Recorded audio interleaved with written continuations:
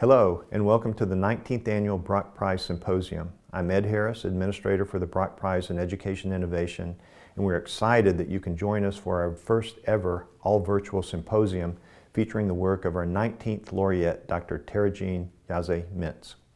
The Brock Prize founder, Mr. John Brock, and his late wife, Diné, created the prize to discover, award, and share the best ideas in education. The Brock Prize values ideas with global impact, universal accessibility, and a proven track record. We are thrilled to highlight Dr. Yazzie-Mintz's work today with the broader education community. Dr. Yazzie-Mintz has made a noted impact in her area, and today we will explore both her work and its future implications. The Brock Prize is supported by 3 university partners: Oklahoma State University, the University of Oklahoma, and the University of Tulsa. These partner institutions alternate hosting the Brock Prize Symposium.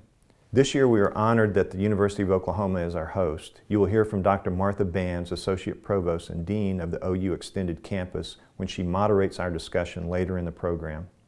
We are thankful for her leadership and to the whole OU team for their contributions to today's symposium. Throughout today's symposium, we invite you to utilize the chat window on the right-hand side of the screen to engage in discussion with other symposium attendees and post your questions for our discussion session. You can begin using the chat feature at any time. And now, with no further ado, I'm honored to introduce the participants in our first session. First, the juror who nominated our laureate, Dr. Susan Faircloth. Dr. Faircloth is Professor and Director of the School of Education at Colorado State University. Her research interests include Indigenous education, the education of culturally and linguistically diverse students with special education needs, and the moral and ethical dimensions of school leadership. She has published widely and is a Senior Associate Editor of the American Journal of Education and serves on the editorial board of the Journal of American Indian Education.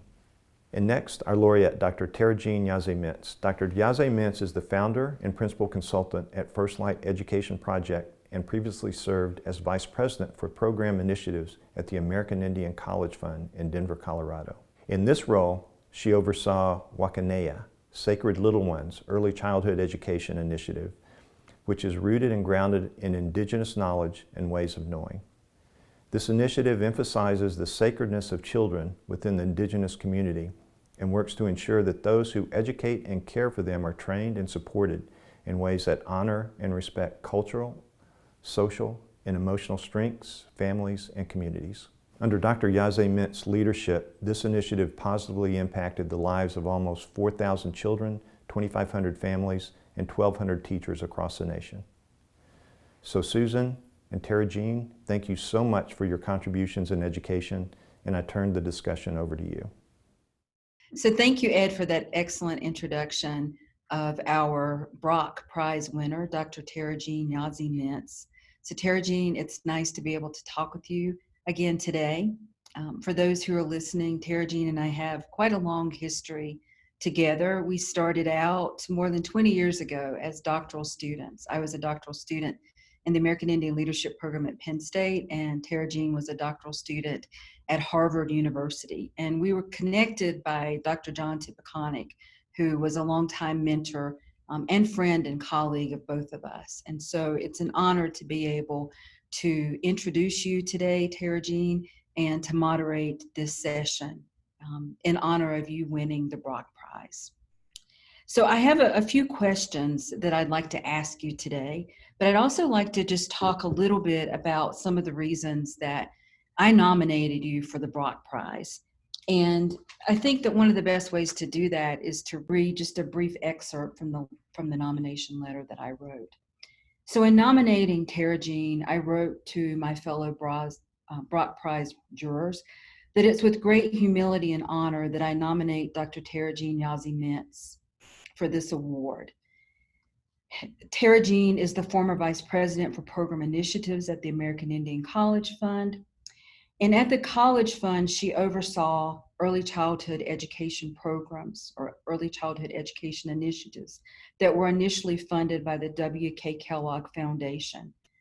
And in doing this work, she worked closely with members of the tribal college community who envisioned this initiative In doing this work, they recognize the sacredness of our little ones and work to ensure that the tribal college community who recognized our little ones, they work to ensure that those who educate and care for them are trained and supported in ways that honor and respect the cultural, social, and emotional strengths of children, their families, and their communities. And this is a monumental undertaking that serves to strengthen the preparation of early childhood educators and caregivers using a culturally relevant, responsive, and asset-based approach. Under Dr. Yazzie-Mintz's leadership and vision, the College Fund's early childhood initiatives positively impacted the lives of nearly 4,000 Indigenous children, 2,400 families, and 1,200 teachers across the nation. As a member of the Navajo or Diné Nation, Dr. Yazzie-Mintz has committed her life to developing and implemented culturally grounded educational programs and services for American Indian and Alaska Native children, their families, communities, and tribes.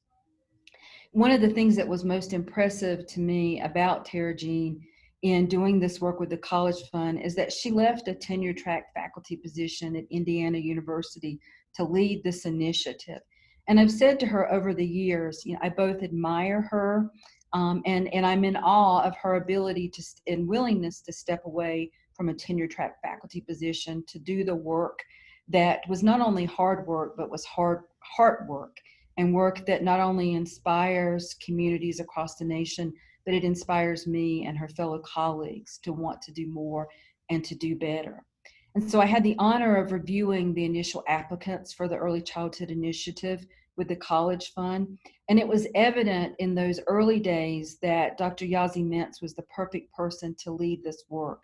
Her brilliant mind and her deep understanding of and commitment to Indigenous education, coupled with her focus, her determination, her passion, her humor, and her ability to move dreams into action, ignited and propelled the hearts and minds of all those who came into contact with her.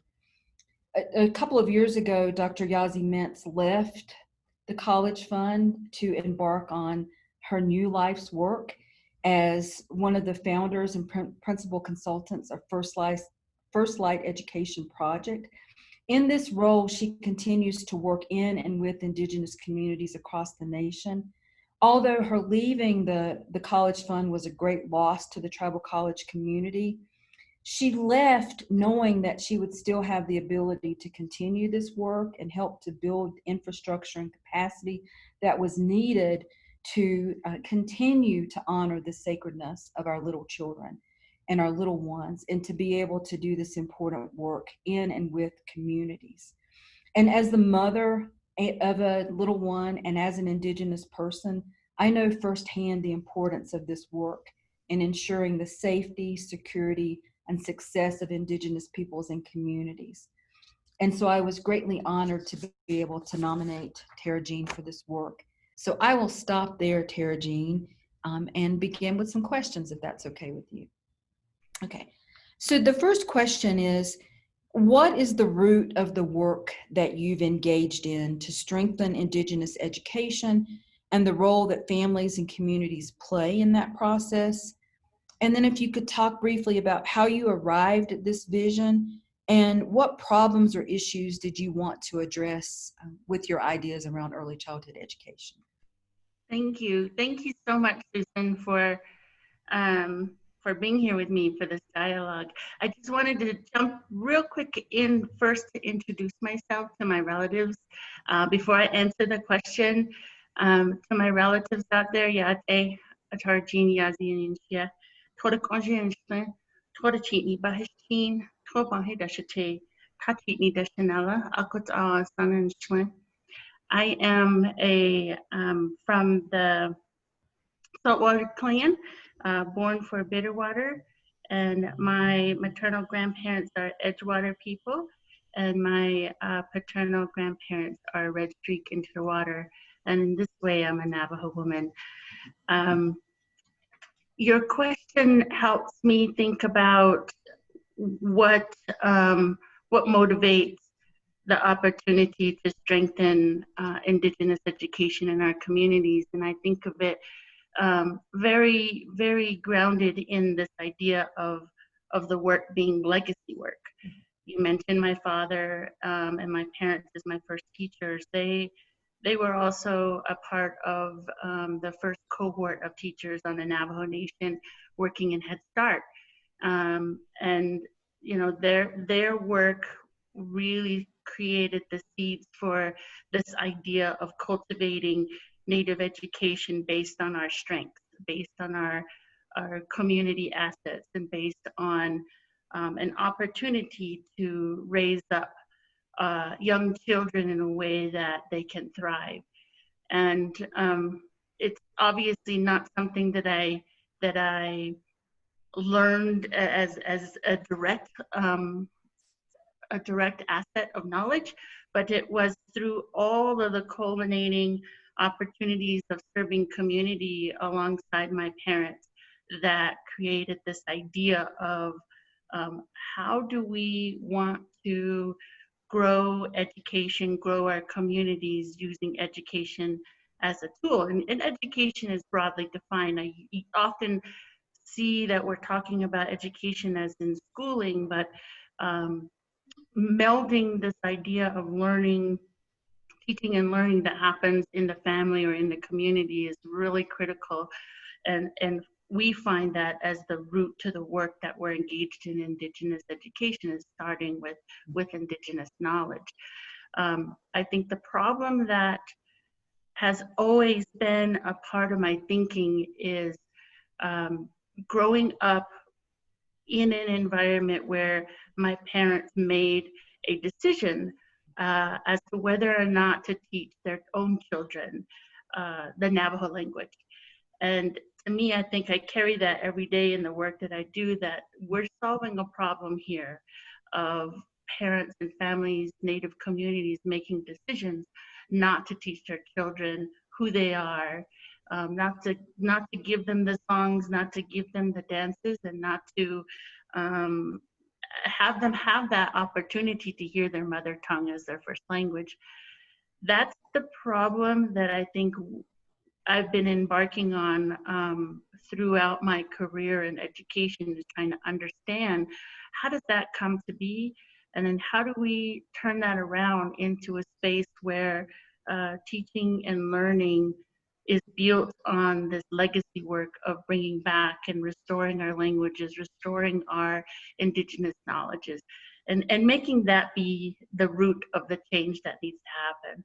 So that's where this idea came from. And when I was invited to come to the American Indian College Fund to help grow their program, it was an opportunity that I think I was ready for at the time. I was looking for a way to meld the beliefs and the philosophies that I was carrying with me through education, through my preparation, becoming an Indigenous researcher and becoming a teacher, that I wanted to see change happen, and I wanted to see an opportunity where in Indigenous communities we can generate our own inquiry and we can tell our own story. And I think that that's what the Sacred Little Ones work was all about, and it grew to many other initiatives along the way. As we worked together, we started to circle out to new areas of work and to build it into what I call a national movement across many different communities. And so I was really happy to see it grow from 5 sites to a number of different sites across the country, and that was really exciting to see. Thank you, Tarajean. And I think one of the things that you said to me before I nominated you, because I did call and have a conversation with you to ask if you were okay with being nominated. And you said 2 things to me. One is there are lots of other people across the nation who are doing some really inspiring and innovative and timely work in and with Indigenous communities. We talked about language revitalization in Hawaii and Language Nest, and and just other programs and individuals that really needed and continue to need to be spotlighted and highlighted and supported. And so we talked about that a bit. And then we talked about, if you were to be nominated, like your vision for how this work might be highlighted. And one of the things that you said to me is you wanted to be really clear that this work was not just Tarajean's work, right? That this work was really about the tribal colleges and about those communities, and that you wanted to make sure that those individuals who partnered in that work were recognized. And I think that that really speaks to one of the key aspects of the Brock Prize, is that the Brock Prize looks for big ideas, but big ideas that serve as seeds and that can then be fertilized and can spark more ideas and can spark sustainable ideas and initiatives. And I think that's really important to highlight that, or to say that about the work that you did with the College Fund, is that it's not just Tarajean's work, right? That it is a community-based work, and work that continues even though you're not physically there with the College Fund. And so the next question is, the prize is based on the idea that tribal communities can transform themselves, solve their own problems, and seek new initiative solutions within the realm of their local and tribal context. So what are the key components to beginning such an ambitious endeavor? And what are the levers of change that are activated by this work? Gosh, one of the things that is really important in this work is to spark it. We have to have sort of a collective energy around vision, and that this vision is built internally within communities, within our Indigenous communities, that they begin to raise up their own questions, advance their own knowledge, engage in healing, and then start from the now. So one of the parts about visioning is being able to look forward. And we do learn a lot from looking back and going to history, but this kind of work requires us to imagine beyond our current experience and look toward the future. And so the key component is comprised of visioning together as a community, planning together, and then working and doing together. So putting our ideas to work, take action. And then part of our cycle of work is also to learn and document and analyze what are we doing and what's working. How are relationships building? How are we moving forward together? What are we learning? And then the last component of the cycle that I often think is really important for our communities to think about is celebration. Celebrating the process, celebrating the hard work, and reflecting on what is our story. And this idea, or this cycle, is not new. I mean, anybody in, I guess, education and research would say, yes, there's these cycles. But if we layer on an Indigenous lens onto that cycle and think about the ceremonies that we have in our communities, a lot of those ceremonies are about healing, renewal, visioning for good things, and that people come together to raise up what healing looks like, and then they almost will it into action. And that's what's flowing underneath the components of the way in which working with Native communities has been successful, but also create a space of thriving for families to be right there at the center of the work and be the planners, be the doers, and be the people who decide what stories we're going to tell about the journey that we've been on. I think that process, or those components, help us move toward creating change together and figuring out what's our next step. the levers of change is a really fun space to play in, because most people might automatically go to thinking about financial resources as the space to um, to motivate change or to fund change. But what's really been fun about this kind of work is thinking about how we activate the deep, deep motivation within individuals and within families to be strong Native people. And starting with that space and moving to thinking about the babies. Thinking about the babies was always a place where, even if there were maybe rifts in the community or rifts in relationships between parents and teachers or between families, putting the focus on the babies and what we want for them was the place to begin. And it was a major activator for our conversations in the communities across different tribal communities. It was a very similar kind of situation. And then the other lever of change that was critical was creating time and place to be in conversation about this, and sharing and cultivating our shared responsibility towards a vision, towards those babies. And I think that those pieces were the main levers of change, because we could look across any community and say, well, let's give all of these communities an injection of funding. Right. But the funding doesn't it doesn't provide us very much if we don't know what to do with the funding and where to best place the funding and motivate. The meaning behind the work has to drive us forward into sustaining to sustain the work that we're all going towards. Is changing the way in which young children have access to their own community, their knowledge systems, and grounding them for a stronger, broader learning that can happen in other places. Right. Thank you. So you've alluded to this, but if you could just put into a few words what the overarching vision is of this work and what it looks like when that vision is actually operationalized and put into practice. How would you describe that? Yeah. One of the questions that we ask communities at the beginning is to envision young people going through learning activities or experiencing a strong Native child development phases. And Right.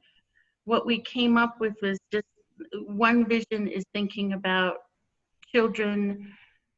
Native child development includes children playing in natural spaces. These are spaces that we're building toward honoring our landscape, honoring the vocation of our communities, honoring our histories. And so within that playscape, we see children engaging in opportunity to learn, say, the fish journey or whale stories or dances and songs. Local carvers are there with children in their playscapes, teaching them about not only the natural components of the wood, but also where it comes in our relationship to it. The vision includes children having access to the scent of the plants that heal. Children have access, the vision also includes children having access to clean water and air, families building together, and the sounds of elders visiting, talking, laughing, and the textures of our respective landscapes is on our science tables, that kids have access to that. I know across some of our communities, the vision was the ability for our communities to stop and be in observance and reverence to our ceremonial cycles. And so that learning enter different phases in that kind of space so that we are able to quiet ourselves and teach young children how to be in those kinds of spaces. The vision also includes teachers being strong educators of language and being multi-language. I think in some cases, the vision was that teachers not only speak their native language, but languages of other cultures, other communities. Right. And the vision also includes children and families and communities, indigenous communities, connecting over contemporary tools like this, being able to see one another and share the ways in which they're contemporary, the ways in which they're learning who they are and what their identities are deeply, embedded upon. And this idea, the vision includes being able to exchange those stories so that we can understand how did we come to some of the healing ceremonies, some of the songs, the way in which we observe the cycle of life. All of those components are critical to building the strongest youth in Native communities. And so the vision is about, it's a broader space of learning and doing that is not simply relegated to schooling. It's a bigger place where our communities are envisioning becoming whole again. And it's a beautiful vision to enact and to see parents and communities bring some of that back to their life. So there are a couple of stories. We have a couple of communities that were engaged in teaching their native language to the kids. And some of them have cultural rules about whether or not you can write down the language. But as the community looked at this work together, they realized that there has to be another tool for kids and teachers to learn the language. And so elders started to think about their own internal protocols, their own rules about language learning, and opened it up and said, if we don't make a change now about who can speak, whether or not we should write the phonetic sounds of the language for the kids and the teachers, we are at a space where we're going to lose our language. And so they're making decisions based on, what is the end point and how do we get there? And I think that vision is real across what we saw in the work we were doing with a number of communities across the programs that we worked with. So when I hear you talk about this work, I think about my own experience as a Native person growing up in the Southeast, and being a member of a tribe whose language was stolen. We talk about languages being lost, but growing up in a tribal community where our languages were forcefully and purposefully stolen and taken away. And I also think about being a mother of a 10-year-old, a Cheyenne and Arapaho child, who I struggled to raise just as a young person, but also how do I teach her to be a Cheyenne and Arapaho when that's not my culture and that's not my background, and thinking about the importance of being able to instill language and culture and to sustain it. And so, this work is powerful not only for those communities and individuals with whom you worked, but I think it has real importance to tribes and tribal nations beyond that limited group, right? This notion that having a sense of our cultural identity and our language is critically important to our children and youth and our families. So when you think about the work that you've started in collaboration with the tribal colleges and communities, you think about sustainability. What are some sustainable practices and models that can support others in doing this work?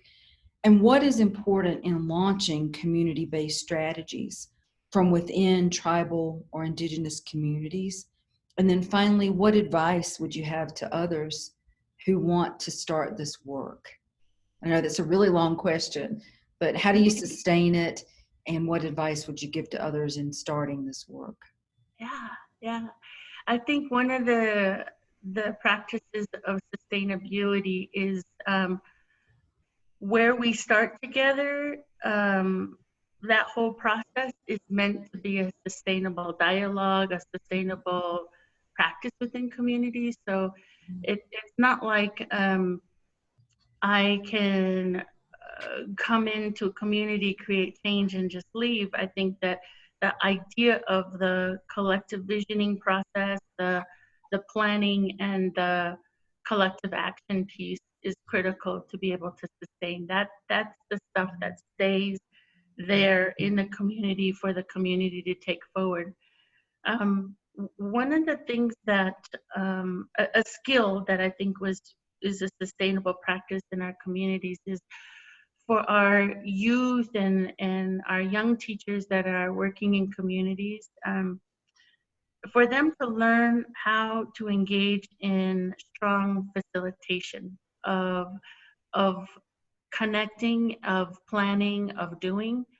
I think that that's a sustainable practice for our young teachers out there who are going to be those leaders who are going to help make this work keep going. We obviously need to have sustainable practices that include us setting some realistic goals and timelines about what we're doing. You know, sort of thinking short term, but also long term. So in each of our spaces, the way in which we engaged in goal setting was, you know, what can we do in the next, you know, 6 to 9 months? Right. What can we do to 3 to 5 years? And then what's the big vision down the road 25 years from now? We've asked ourselves that question as a sustainable practice because what it does is it helps us look at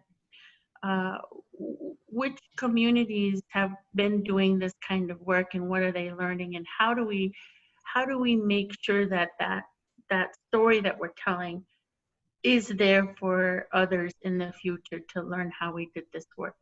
And so this idea of realistic timeline, being able to tell the story to one another.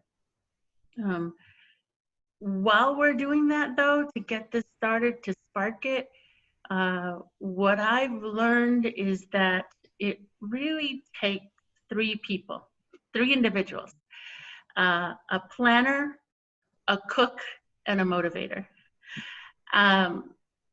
You know, and it's amazing how 3 people can grow to 25, and that 25 can grow to 150, and that 150 can grow to a whole community of change activators and change doers.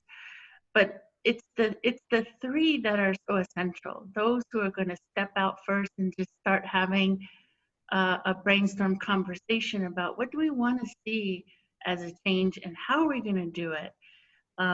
And I've found that the planner is a person who helps guide what direction you'll start, just as a starting point. And the cook is going to bring sustenance and hydration to the process, keep us moving forward. And the motivator is the person who always has something positive to say about what's going on, that we don't get stuck on focusing on what's not working, but they're the people who help reflect on how this is a great idea and we should keep going. So those are the ones that I found have, you know, when I've worked with all of these different communities, I was always looking for who is the planner, who's the cook, and who's the motivator. And let's start there. Let's have a first initial conversation. And then we ask who else should be at the table. And a lot of these conversations happen around food and sustenance. And we've always asked, you know, who else should be here? Who else can we hear from? And that's what helped us grow. And then even when people had more organized events, there was always the conversation about who's bringing the food and how are we going to keep everybody sort of together as a family. So people would bring their children to meetings. And kids got to eat with their parents before the meeting started, and then the kids had their own activities and the parents had their activities, and then the night closes with with families saying goodbye to each other after a meeting or a planning session. So activating some of those protocols were really critical for how do you get this moving? And I think that those kinds of things don't necessarily require us to have that first injection of funding. Right. It's a practice that we already have and that we can build on in our communities, is to activate that conversation and see where it takes us. And I think as I hear you talk about food, I'm reminded of, you know, during this pandemic that we're in at the moment. I mean, one of the things that has brought me great solace has been baking, right? And having my hands in dough and being able to make something that not only fills my belly, but fills my heart and my mind. And I've been sharing some of the photos of that cooking with colleagues, and someone described it a few days ago as the pedagogy of food. And so when I hear you talk about that, you know, that analogy of having that planner and the cooker, and the people who actually do the work, it reminds me of that centrality of food to Native communities, and how you can really tell a lot about the mood, right? If people eat your food or don't eat your food. But we really have, we establish relationships over the bonding of food. And not just feeling our physical bodies, but also feeding and filling our minds and our hearts. So I think it's really important to talk about that. We're nearing the end of our time, and I want to be cognizant of that, but there's two questions that I'd like to end with. And the one question is, what's next? You've done all of this great work in collaboration with tribal colleges and early childhood programs, but what's next? And then I'll give you a few moments to think about, you know, there's a lot of wisdom that has come from your work with these communities, and these little ones, right? We learn as much, I think, from little ones as we do from the big ones. But in working with these communities and these programs, what wisdom have you gained? And is there any of that wisdom that you would like to leave our audience with today? So what's next? And then any wisdom that you would like to share? Yes. What's next? I think what's next builds on what has come before. So while my last 9 or so, like the phase of work that I did under Sacred Little Ones, but also the subsequent programming, the KEH initiative, our restorative teachings initiative, the for the wisdom of the children initiative, all of those have grown into me thinking about a broader area of work that has larger circles beyond just early childhood education, but thinking about early childhood development as much more comprehensive in terms of thinking about not just schooling, but also thinking about health, thinking about grassroots organizations starting to learn how to do this work in communities that may not be well funded, say by federal government programming, or well funded like institutions, minority serving institutions, tribal colleges. I wouldn't say they're well funded, but Right. they have strong roots in community.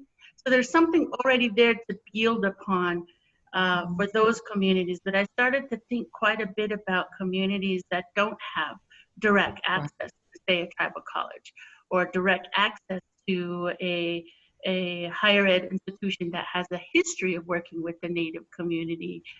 So the next work is growing to a national initiative which would engage pods of communities to begin their own community-based inquiry. We're looking to Native communities in a diversity of environments where they can ask their own questions and begin to do their own inquiry around the work that, or the change that they want to see. So when I've had a chance to, I've spent the last year visiting with colleagues, visiting with new potential partners, and talking with them about what are they seeing out there, what are their needs. And it's through this work through our First Light education project that has really opened up an opportunity to work with communities, have them go through these cycles of learning, of inquiry, and figure out what is the change that they want to see. Is it that they want to do an immersion program in an urban environment? Do they want to go multilingual? Are they interested in health initiatives? Are they interested in reconnections to the land that they're living on? So there's lots of different directions they can take their work. But it's all in the space of thinking about equity and access at a broader level, and hoping to build on the existing partnerships that I've built over the years, because the work I did at the College Fund actually built on probably 10, 15 years of work prior to getting there as well. And so think of all of these different spaces of people working together. We're moving in a direction of creating sort of that national network to do grassroots work. And we have lots of great partnerships to call upon to make that happen. So that's where we're heading, or where I'm heading next, and really looking for those who are listening to this symposium to reach out and share their interest, that they want to participate in some way. My hope is that this national center will be a place for those who do not have easy access to the funding, but will have easy access to the intellectual knowledge and resource, the material resource that's needed to go through a cycle. So I think that one thing about the Brock Prize, it really helps me. It helps me reconnect with more communities. Without this possibility of visibility, of an opportunity to share and to meet new networks, to grow new networks, the process would be slower. And I think that what this brings is an opportunity to share the work and to invite more to the table to participate in that change. You were asking about words of wisdom. Yeah. From the communities. Yeah. Oh my gosh. When I think about all the communities that we've worked with across the years, particularly for this work, there's a whole, their experiences fall on a whole continuum of different impacts, right? So I think about a father at a health event saying that I want my son to see us together here. I want him to see us becoming a healthy family. I think about a teacher in the early parts of this work, saying, she told me the story about saying, I was so shy, I was painfully shy, and now I've found my voice, I've found my confidence. I think about a project leader who talked about this idea of we are building this as we're walking. We're building the path as we're walking it. I thought that was a really important word of wisdom for us to think about, is that it's not built for us already, that we have to go through the motions of walking it, of not trial and error, because I think that there's something different about trial and error. I think we're really thinking of like a well planned out, thoughtful work requires us to keep pushing forward and take the next step, the next careful step that's informed by what we've learned. That's what I mean by, and I think that's what she meant as well, about, walking the path that as we build it. And then last, I think about one of the elders who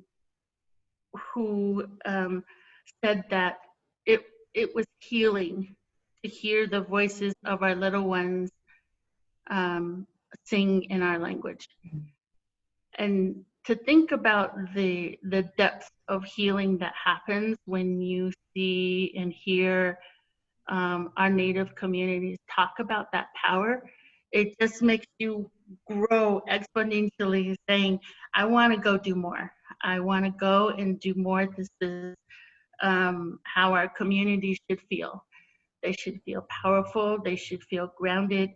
And we have the capacity to solve a lot of the issues that our communities face. We have the capacity to do it. It's activating it and making it go forward. And so their words of wisdom sit with me quite a bit, trying to find all of the wins throughout the work is really critical, because it does get hard, and it does, you once in a while you feel like, are you doing the right thing? Mhm. And is it when we shine a light on one person, is that the right thing to do too? So it's like all these questions about the collective work, and how do you share it? How do you make sure those who are engaged in it continue to move forward and are also revered for the work that they engage in? So that's Thank you, Tarajean. So in closing, I'd like to say two things. I mean, one of the things you reminded me of was, as you started out this this session, this talk, right? I think about the the Hawaiian notion of talk story, and so we've done that in a sense, right? To sit back and to be able to recount this journey that you've traveled on along with your colleagues and friends and little ones. And there's a lot of laughter, right? I mean, I think that's one of the things that that I always notice about you, that even in the heaviness of the moment, that there's always joy and there's always laughter. And I think that a lot of the questions talked about the problems that are in our communities, but I think one of the things that comes across most clearly in this work that you've helped to spearhead is that we have strong, resilient communities, knowledgeable communities, communities that have many resources that need to be tapped into and engaged with. And I think that comes across clearly in this body of work. And I'd like to acknowledge that. I'd like to also to go back to, as you introduced yourself, I would be remiss if I did not take a moment, to introduce my own self as being a member of the Kahari tribe of North Carolina, and to acknowledge my own parents' work and role in my development. But I think equally important to that is that you're in Denver at the moment, Tarajean, and I'm here in Fort Collins, so about an hour away from each other.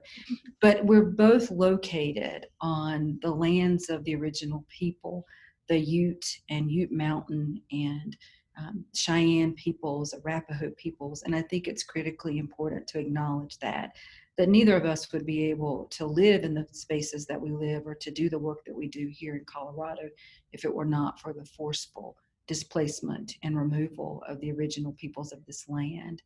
And so I'd like to just take a moment to reflect on that and give honor to those people who, because of their sacrifices and their removal, we're able to live here and to do this work. And I think it really gives us encouragement, and it also gives us an important reminder to do this kind of work in collaboration with the original peoples of these lands. And then I just like to end by saying, my heart, it always gives me great joy to talk with you. And I know I called you just as recently as a few weeks ago to ask, how do I say no to something? And you've also reminded me that it's important to say no, but it's important to say yes. And I think that you exemplify the power of saying yes, of saying no to an institutional pathway of being an academic, to saying no and taking a pause, but then also the power of saying yes to something that was unknown, to saying yes to the possibility of starting a new initiative with the tribal colleges. And I know that there are communities across the nation who are just so grateful that you said yes to that pathway. And so I'd like to honor that. And recognize that. And I'm so grateful that you allowed me to nominate you. And I'm honored and humbled that my colleagues and fellow jurors saw the power of this work and selected you as the most recent recipient of the Brock Prize. And thankful to Mr. Brock and his family for funding this award.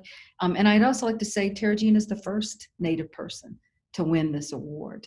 And how powerful is that, right? That it does highlight and spotlight your work, but I think even more importantly than that, it spotlights and highlights the possibility of collaboration and community, and really engaging in that work that fuels and drives not only your mind but your heart and your spirit. And so I'd like to join in thanking you, along with my colleagues, for doing this work and for not stopping, right? That this work continues and it lives on both with you and beyond you. So thank you. Thank you, Susan and Tarajean, for leading us in that informative session. And now we'd like to transition to the discussion portion of our symposium. Susan and Tarajean will be joined by our discussion moderator, Dr. Martha Banz, who is Associate Provost and Dean of the OU Extended Campus. During her career, she has acted as founding director for multiple specialized academic programs, serving both traditional and non-traditional students. Dr. Banz also serves on the executive committee for the Brock Prize. Thank you, Martha, for moderating today's session, and we look forward to a rich discussion with our symposium attendees. Thank you, Ed, for that wonderful introduction. It is truly an honor for us here at OU to be hosting the Brock Virtual Symposium today, trying this experiment, and it's going beautifully. And it's even more of an honor to join with the Brock Symposium in recognizing the world-changing ideas that are shaping education and shaping the future. Thank you to Susan, to you and Tarajean both for such a stimulating and thought-provoking dialogue. I think lots of great questions were submitted. Thank you to our live listeners who submitted such great questions.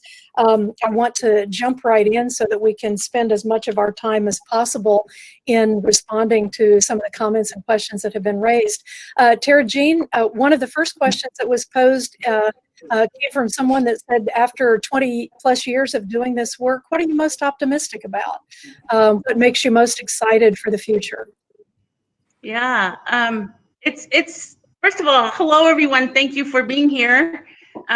This is at least the best way we can do this is to connect virtually, and really appreciate all the support that's out there to participate in this symposium.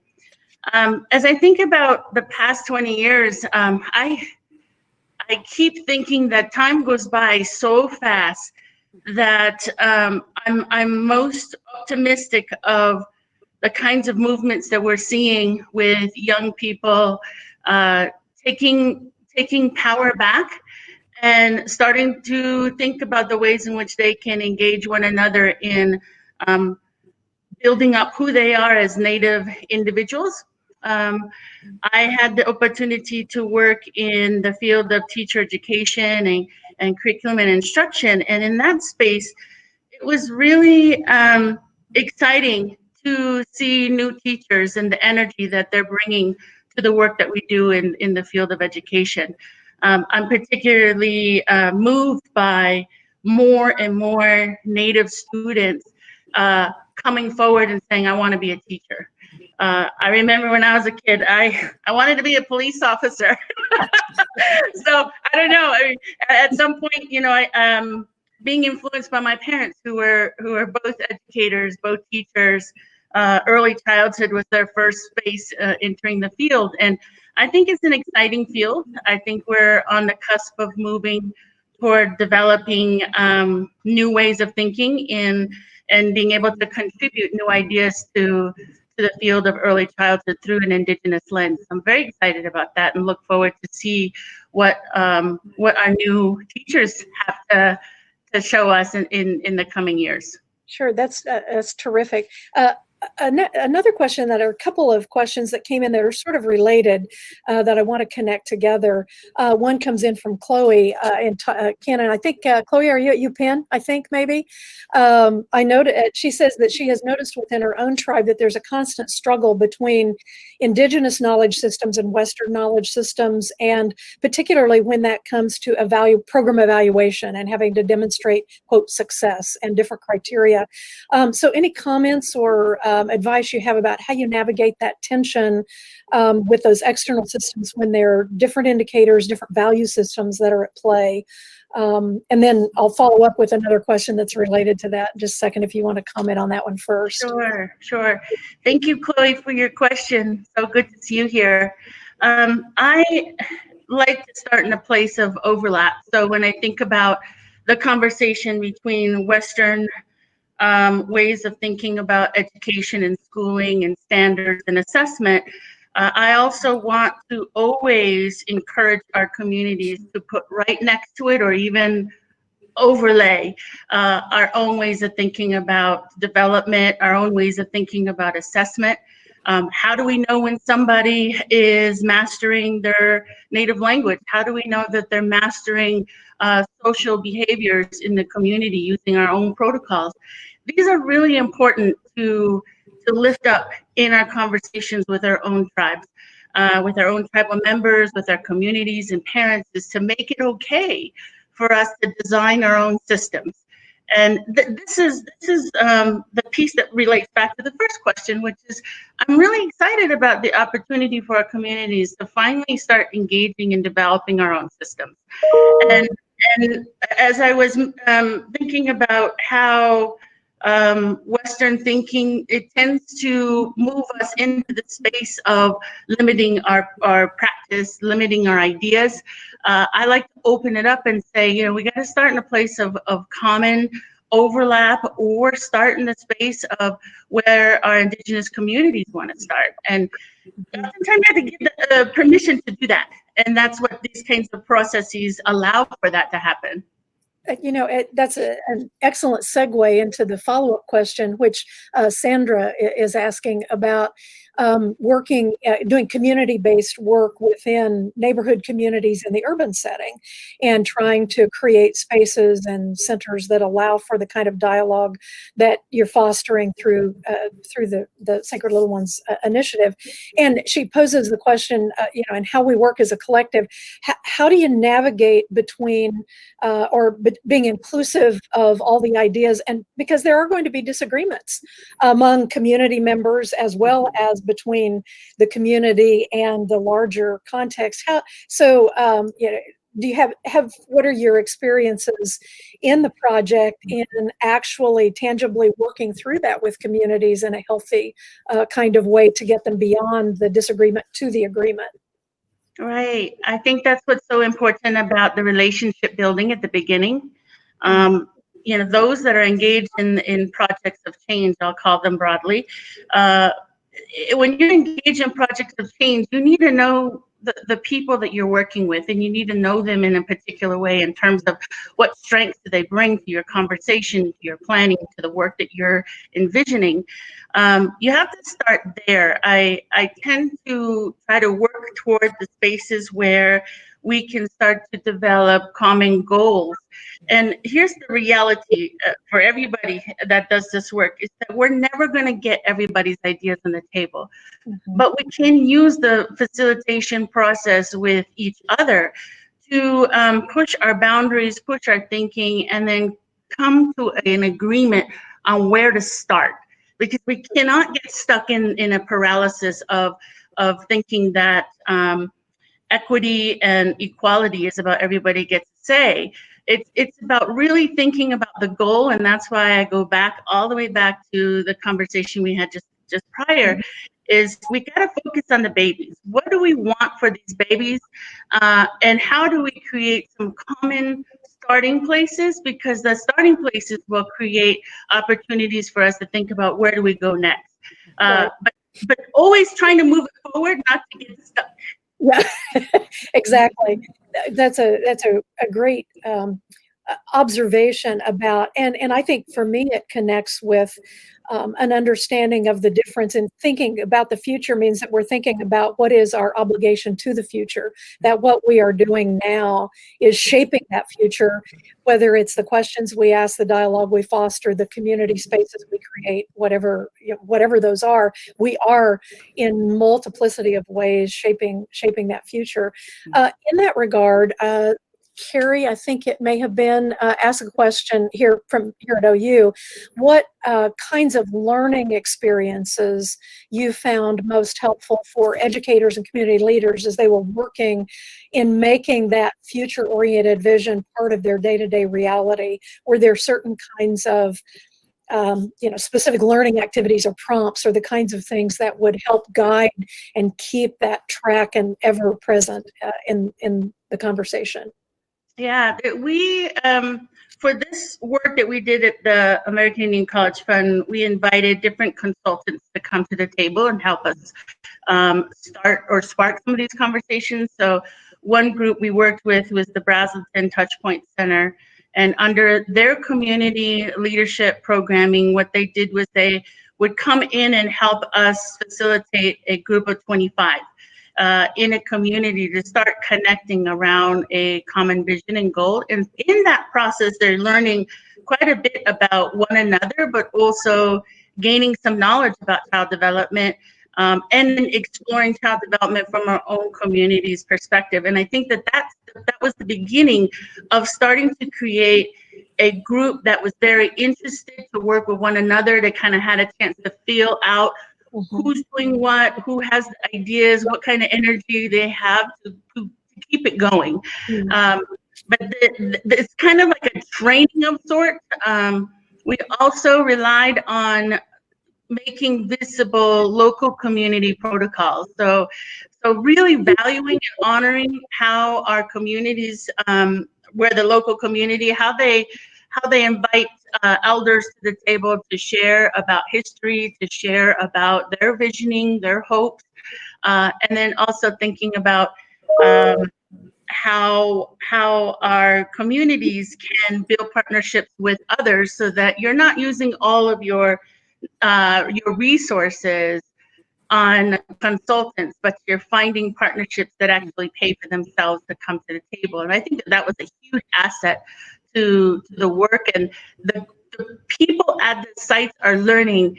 You don't have to use all your money on those expensive consultants. We can figure out the ways in which we can engage in our planning, but you have to know what it is you need.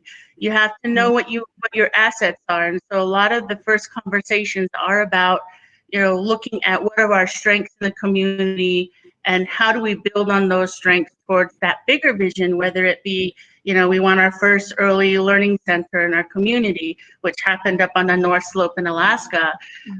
They didn't have a program. They built it from scratch in 2 years, which is just out of this world to me. But I believed in it and they believed in it. And so we figured out how to make it happen.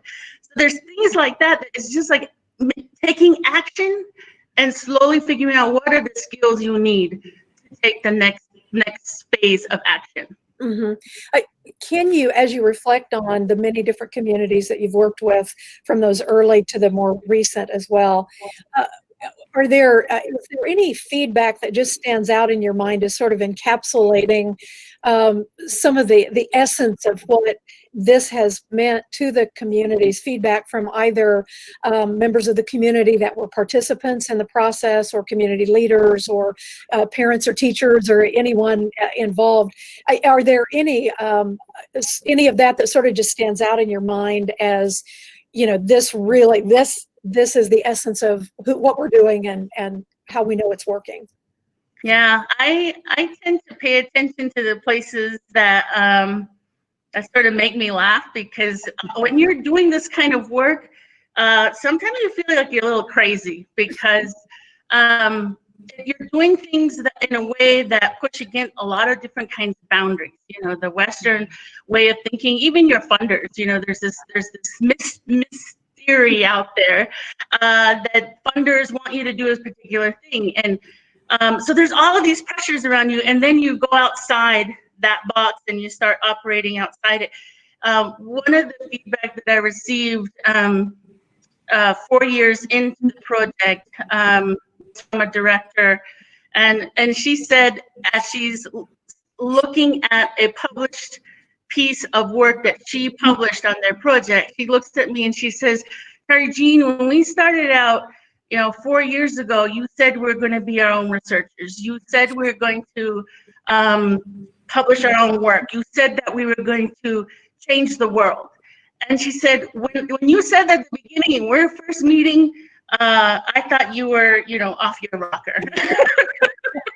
And I really appreciate hearing that, because what she was getting to was this idea of now she has in her hands a published piece on the work that they did collectively, and it didn't have anything to do with me writing it.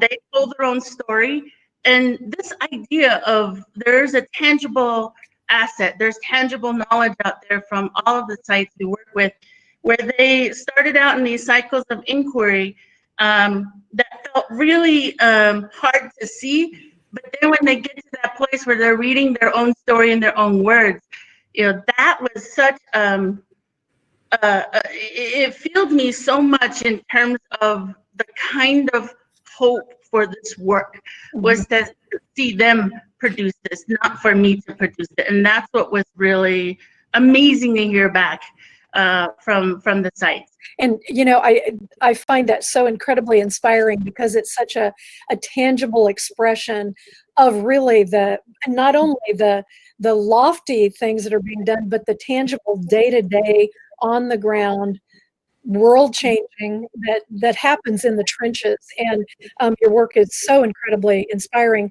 We're coming down to the end of our time for the QA, but I definitely want to provide time. I know that we have a number of our listeners that are listening with us live, as well as some that I know that may listen later, who will want to connect in a more specific way with the work you're doing and the next steps, whether that's in building the network or the National Center, or developing new works in locations where you have not yet been able to go. So very specifically, who do they need to contact? Where do they go for more information? Drill down a little bit, if you would, on some of those specifics, so that we can continue the energy moving forward for this wonderful work that you're doing. Sure, absolutely. So the best way to hook in and connect is through First Light Education Project.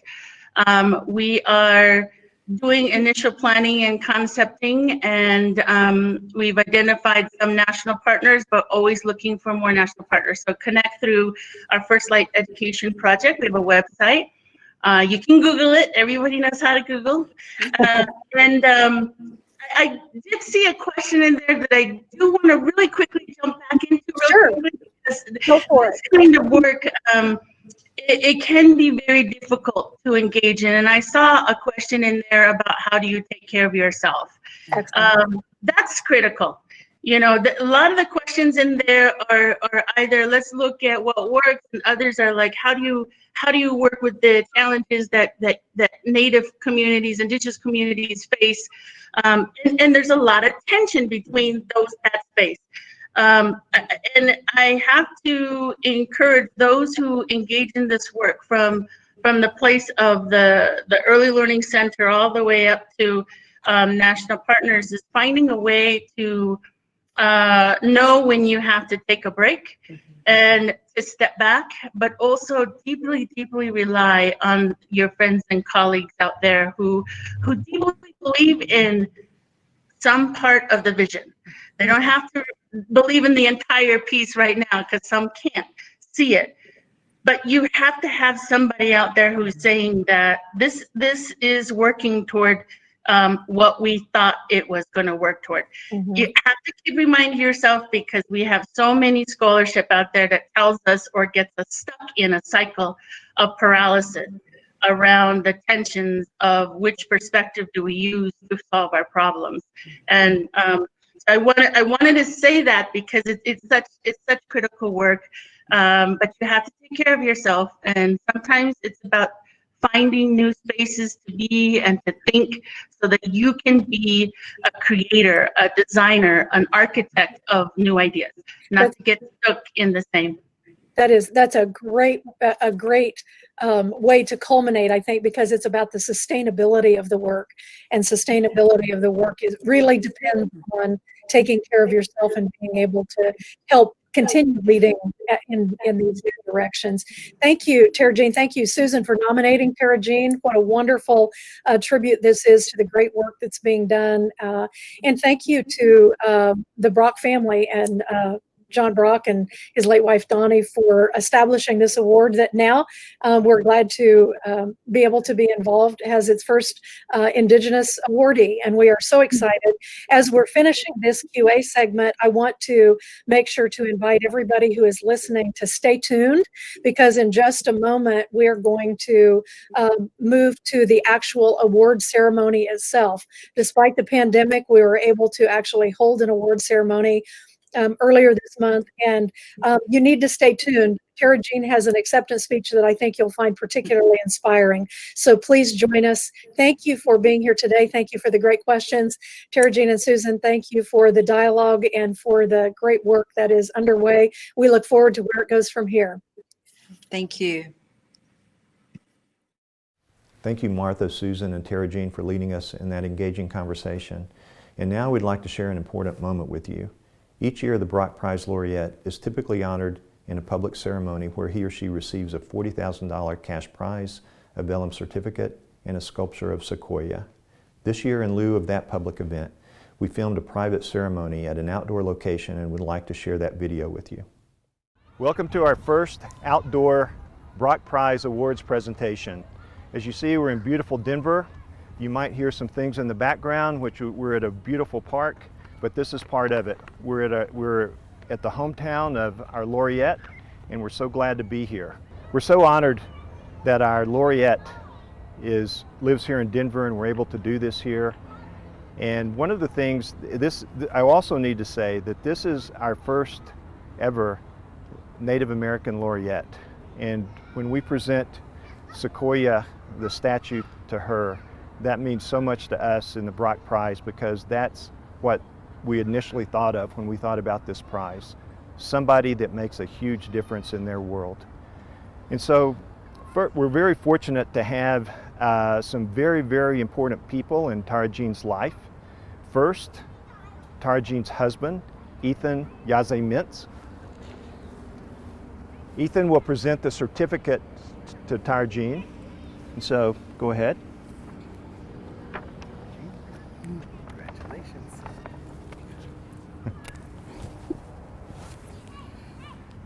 Okay, I'm sure that all of you watching are applauding right now, and that's what you're supposed to be doing. This is a big celebration, and we're so glad that we can have these important people. We're so fortunate to have the juror that nominated Dr. Tarajean Yazzie-Mintz.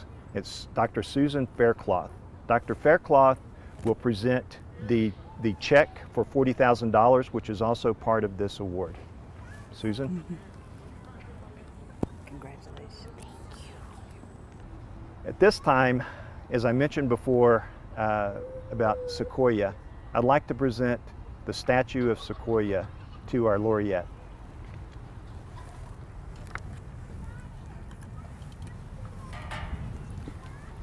As you know, Sequoia had many talents.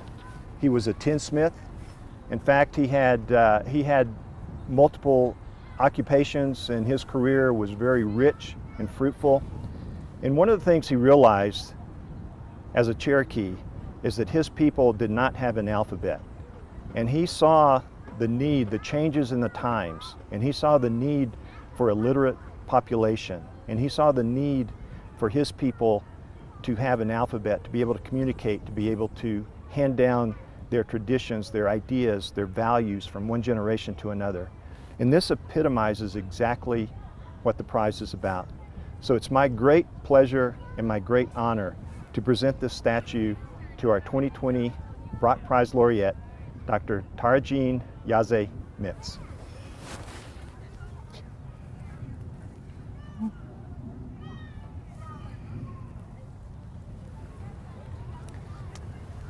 Tarajean, would you like to say a few words? Yes, please, please.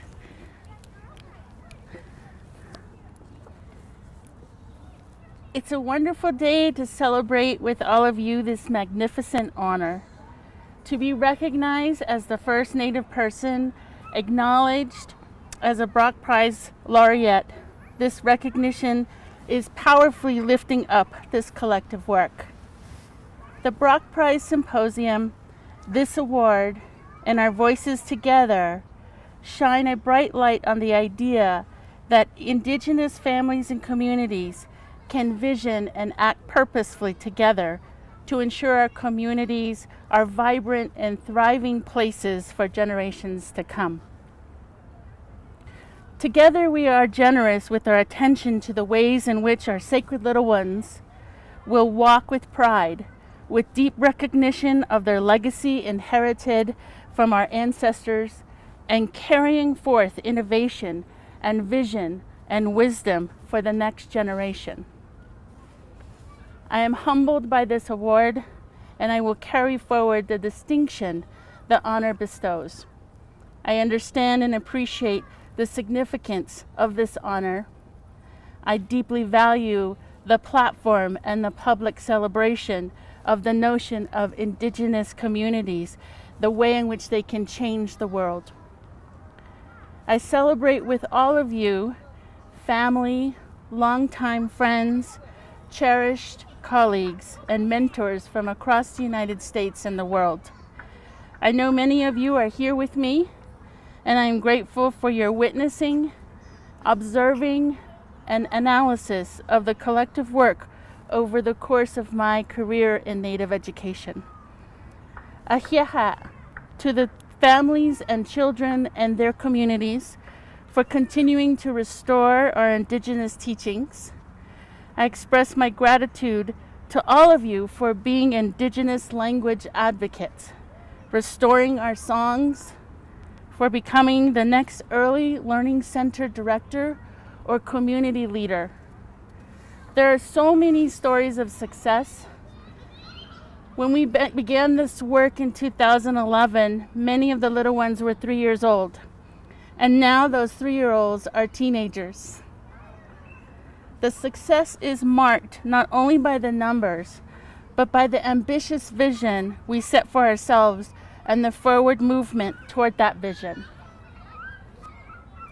I am lucky and blessed to have walked this journey with amazing partners. I extend my gratitude to the Wakayanja Early Childhood Initiative collaborators, the Tribal College and University project directors, parents, teachers, elders, children. Thank you for trusting the process, seeing the possibilities, and jumping into the deep work. I profoundly treasure the Native childhood educators that we worked with across many tribal nations. In particular, I treasure their deep commitment to create culturally engaging and intellectually stimulating spaces to play, explore, and mark our young ones' relationship with land, water, air, all of the natural elements and the animals that bring us life. I witness Native teachers come into their own power, moving from quiet shyness to loving kindness, to becoming masters of their art, and to standing strong as advocates for change. Today it is my hope that while we all face the devastation of this global pandemic, the collective wisdom created through this work will rise to help us navigate safe, healthy, and strong decisions. It is the ambitious visionary images of healthy, culturally grounded, and linguistically rich Native communities that brought thousands of Native people together to dream beyond our time and to dream beyond ourselves. I'm thankful for the tangible assets of our ceremony, our natural cycles, movement, relationship with natural world, stories of challenge, stories of innovation, creation, and restoration. Indigenous knowledge systems offered guidance to this work. Our discoveries marked incremental change as we took purposeful steps toward visionary aspirations. Ahiaha, Dr. Faircloth, for nominating me and presenting a case to be selected as the 2020 Brock Prize Laureate. The result of your laser-focused stewardship is a lifetime honor. You have showered me with praise, grace, and wisdom. Thank you for being there at the beginning of this phase of work, and thank you for continuing to walk with me toward a greater vision in Native education and our communities. My appreciation to Dr. Harris and the Brock Prize jurors. Thank you for paying tribute to this life's work by engaging it so as to consider it worthy of this historic recognition. I lift up this work to Donnie and John Brock and the Brock Prize organization. I reflect to you the generous vision of your endowed prize. I am deeply thankful for this award and all that it represents. And today I hold close and commemorate the merits of the collective work. And while we celebrate together, I ask that we remember there's more work to be done. The legacy of this work grows, and I accept the responsibility to go and do more. Thank you.